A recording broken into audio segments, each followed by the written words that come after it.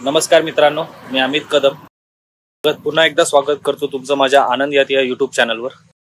किल्ले सरसगड पाली गावापासून हाकेच्या अंतरावर असलेला हा किल्ला त्याच्या विशिष्ट अशा आकारामुळे पगडीचा किल्ला म्हणून ओळखला जातो. मुख्यतः टेहळणीसाठी असलेला हा किल्ला आपल्या पोटात गतकाळाचे अवशेष घेऊन आजही ऊन वारा पावसात उभा आहे.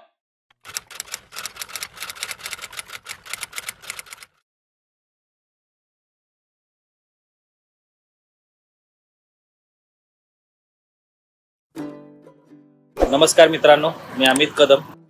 पुन्हा एकदा स्वागत करतो तुमचं माझ्या आनंद या यूट्यूब चॅनलवर. आज आपण आलो आहोत ते पालीजवळच्या सरसगड या किल्ल्यावर. सरसगड किल्ला हा पालीचा जो गणपती आहे आपला बल्लाळेश्वर गणपती, त्याच्या मागूनच याचा ट्रेक चालू होतो. त्याचं बेस विलेज जे आहे ते पालीच आहे. आपल्याला जर यायचं असेल तर बल्लाळेश्वर गणपतीचं जे मंदिर आहे त्याच्या 1 किलोमीटर पाठूनच एक ही विहीर आहे. ही विहीर आहे तो त्याच्या बाजूनेच गडावरती जाण्यासाठी मार्ग आहे.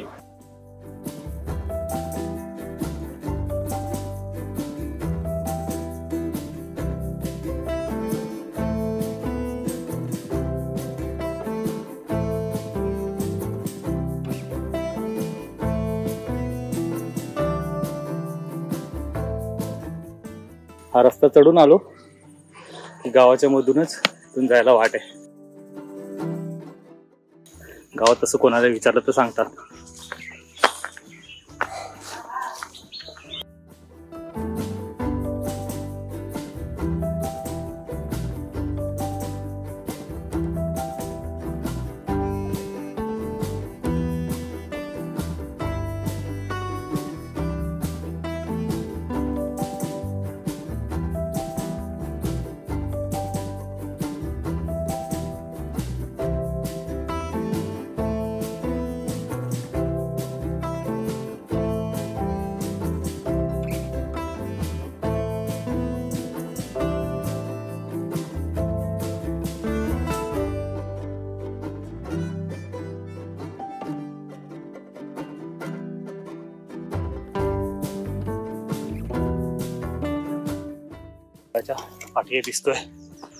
पाठी दिसतोय तो सरसगड. 10 मिनिटाचा स्ट्रेक आहे ते, त्याने आपण येऊन पोहोचतो ते पठारावर. तिथून आपल्याला त्या पायऱ्यांपर्यंत जायचं आहे. सरसगडाच्या इतिहासाबद्दल बोलायचं झालं तर 1346 मध्ये सिंहगड, तोरणा, पुरंदर इत्यादी किल्ले जिंकून घेतल्यावर मलिक अहमद म्हणजेच निजामशाहीचा संस्थापक कोकणात उतरला. त्यावेळी कोरीगड, सुधागड, सरसगड आदी किल्ले त्याच्या ताब्यात आले. पुढे हे किल्ले आदिलशाही जमा झाले. शिवशाहीत सरसगड घेताना नारो मुकुंदांनी पराक्रम गाजवला. यावेळीच त्यांना सुधागड आणि सरसगडाची सबनिशी मिळाली. पुढे 1690 ते 1693 या काळात रामचंद्र पंतांनी सरसगडासाठी बरंच काही केलं. भोर संस्थानात असताना सरसगडाची चांगली देखभाल होत होती.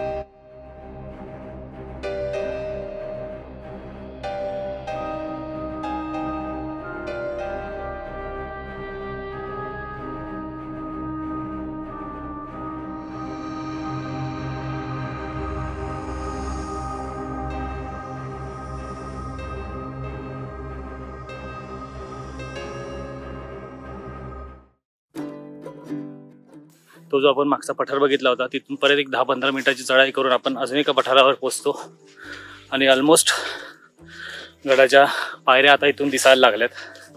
दाखवतो मी.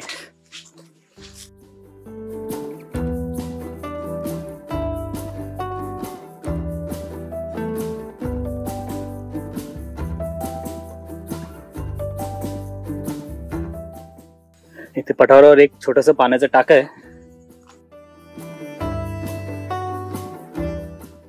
पाणी पिण्याचं नाहीये, टाका आहे.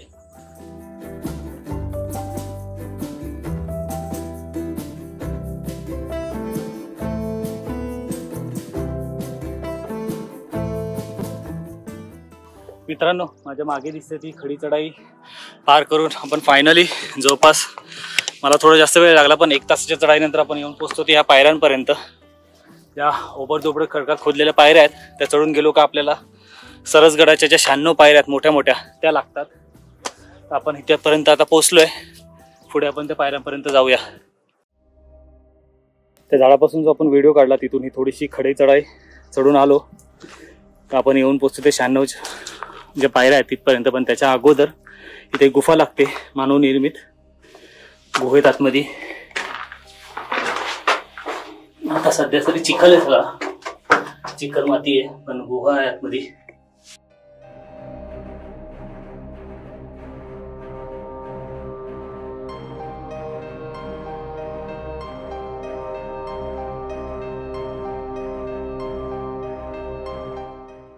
गांधी माशांची पोळी खूप आहे तिथे आणि राहण्यासाठी नाहीये, दगडी आहेत खूप पडलेल्या. गुफा आणि याच्या उजवीकडनंच या ज्या सरसगडच्या प्रसिद्ध 96 पायऱ्या आहेत उंच उंच त्या चालू होतात.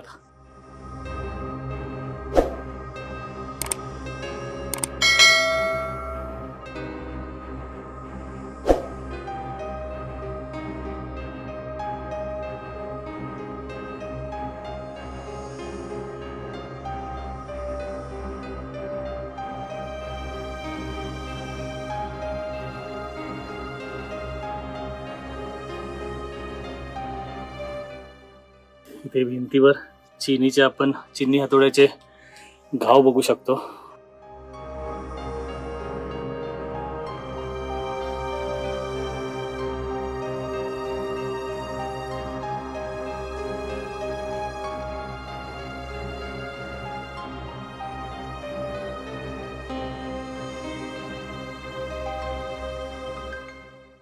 थोड्या पायऱ्या चढून आल्यावर इथे एक थोडीशी तटबंदी लागते आणि पुढे तो बुरुज आणि डावीकडे आहे महादरवाजा.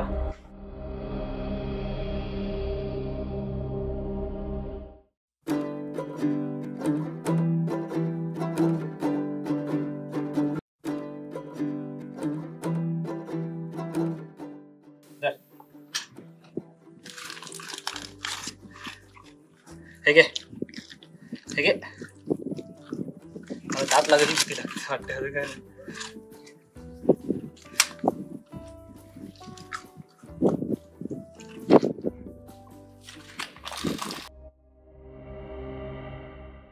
फायनली 96 पायऱ्या चढून आपण पोहोचलोय ते सरसगडाच्या दिंडी दरवाजावर.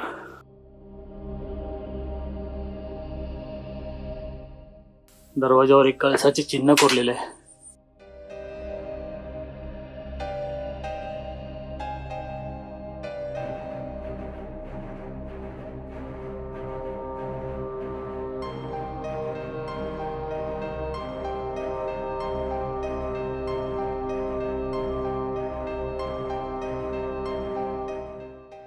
दरवाजातून आत आल्यावर या खांब असलेल्या पहारेकरांच्या देवड्या लागतात आणि उजवीकडे वळून आपल्याला या पायऱ्या लागतात सरसगडच्या माचीवर जाण्यासाठी.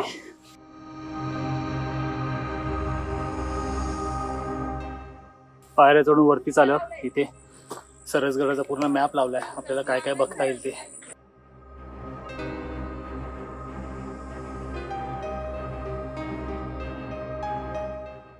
हा इथे महादरवाजातून इथे सर्वात पहिले आम्ही उजवीकडे वळतोय. ते उजवीकडे जे अवशेष आहेत ते बघायला.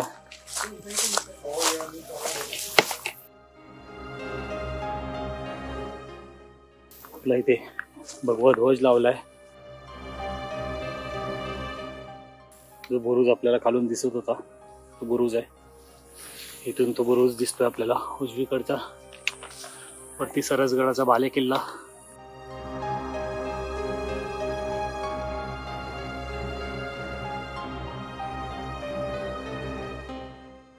इथे वरती आल्यावर एक मोठं पाण्याचं टाका लागतंय.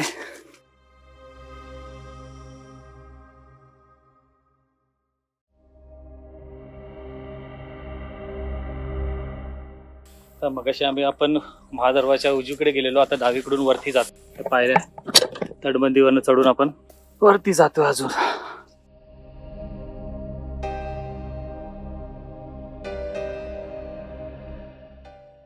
थोडीशी चढण चढून आपण पोहोचतो ते बालेकिल्ल्याच्या पायथ्याला आता इथून एक वाट डावीकडे जाते, एक उजवीकडे जाते. आपण पहिले डावीकडे जाऊन बघूया काय आहे ते, मग उजवीकडे येऊया.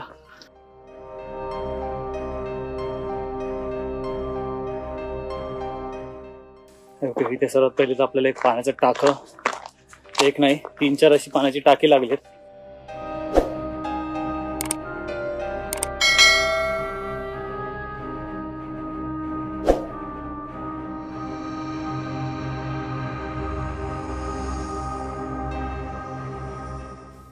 इथे नागतोड्याने स्किन बदलली, ती एक स्किन आहे इथे फक्त.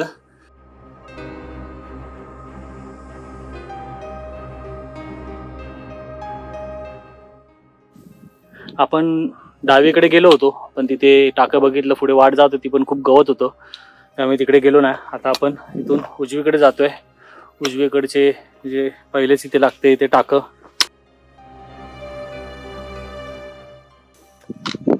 भलं मोठं टाकं आहे आणि इथूनही वाट जाते. त्याच वाटेने आपण आता पुढे जाऊया. पुढे अजून थोडं चालत आल्यावर इथे एक हा औदुंबर हौद लावतो. औदुंबराचं झाड आहे इथे आणि तिचा हौद आहे.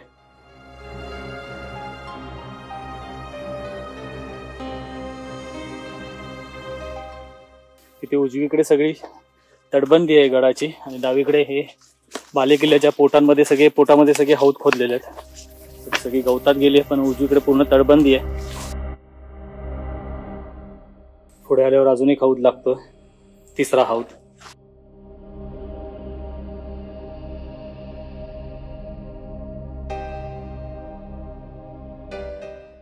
खडकात खोदलेलं 4थं पाण्याचं टाकं, हे पूर्ण खडकात खोदलंय.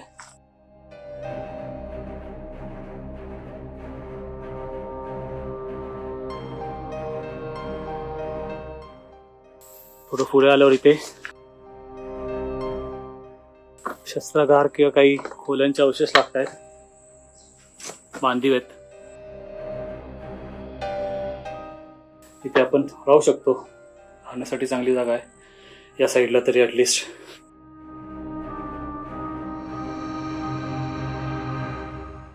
त्या बांधीव ज्या खोल्या होत्या त्याच्या समोरच आत्ताच सध्या 2024 साली ते 23 सालीच उघडीस आलेला चोर दरवाजा आहे.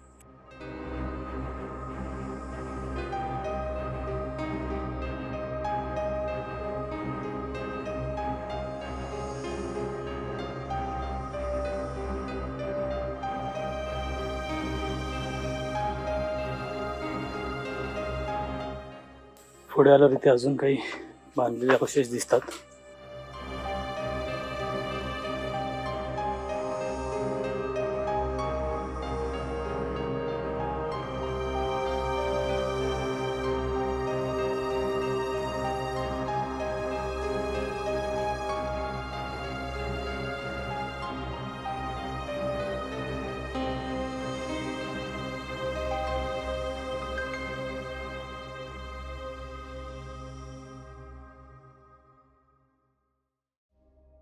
इथे तर दगड अजूनही शाबूत आहेत, खूप चांगल्या स्थितीत आहेत.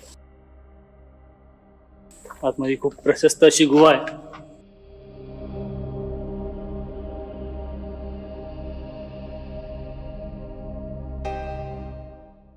गुहेमध्ये उतरायला पायऱ्या पण आहेत.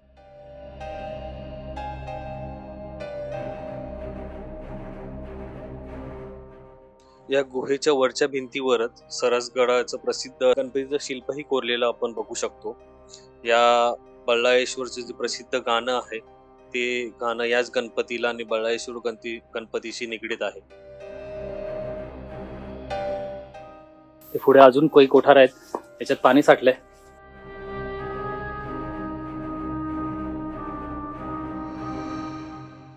पुढे टाक आहे.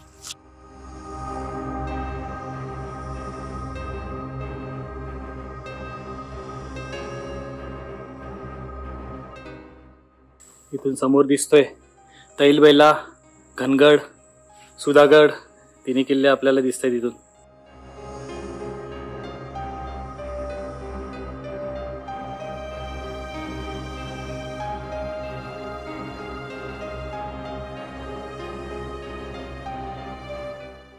हा महादरवाजा किल्ले सरसगडाचा.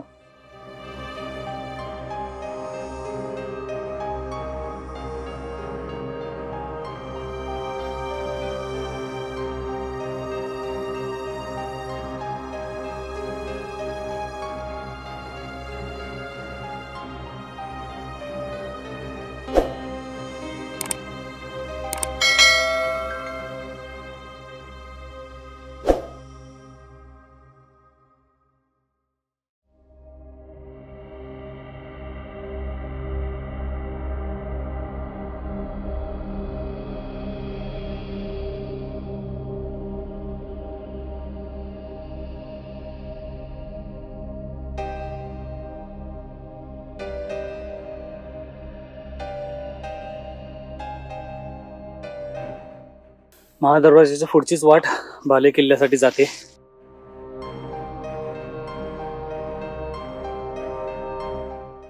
दहा ते 15 मिनिटाची बाले किल्ल्याची चढ चढल्यावर इथे एक पाण्याचा टाका लागतं वरती. तो आपला कुत्रा आहे तिकडे. आणि इथून ही वाट वरती बाले किल्ल्याकडे जाते. इथे हा बुरुज दिसतो बाले किल्ल्याचा आपल्याला एक.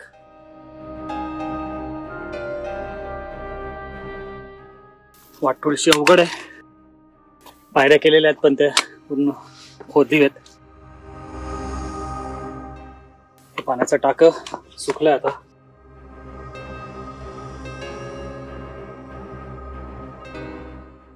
इथून जायचंय. इथून आहे सॉरी, तो वाट नव्हती. या साईडने जायचंय. इथून पायऱ्या खोदलेल्या आहेत.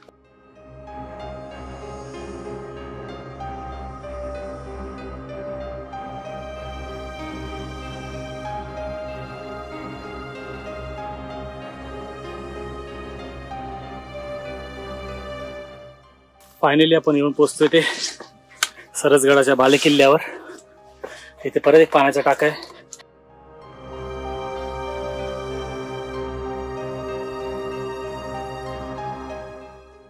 उजवीकडून वाट जाते ही बाले किल्ल्यावर.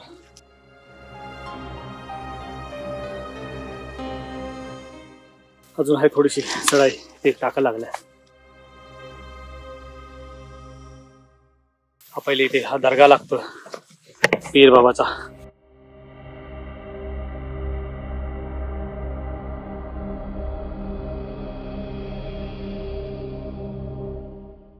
खाली दिसते ती तिकडे केदारेश्वरचं मंदिर आणि तलाव.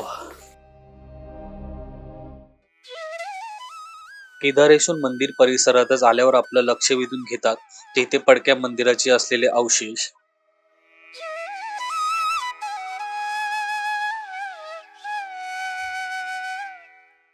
त्या अवशेषातच आपल्याला एक सतीशिरा आणि एका विरगळीचे अवशेषही पाहायला मिळतात.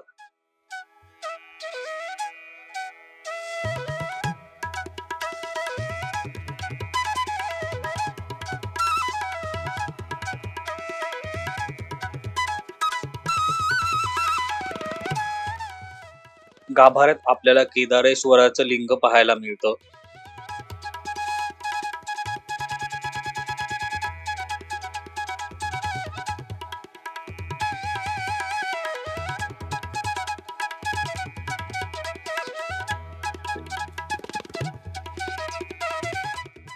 केदारेश्वर मंदिराच्या पाठीमागेच केदारेश्वर मंदिराला लागूनच भलं मोठं तळ आहे. आणि अशा प्रकारे इथेच आपली सरसगडाची भटकंती पूर्ण होते. भेटूया पुढच्या व्लॉगला.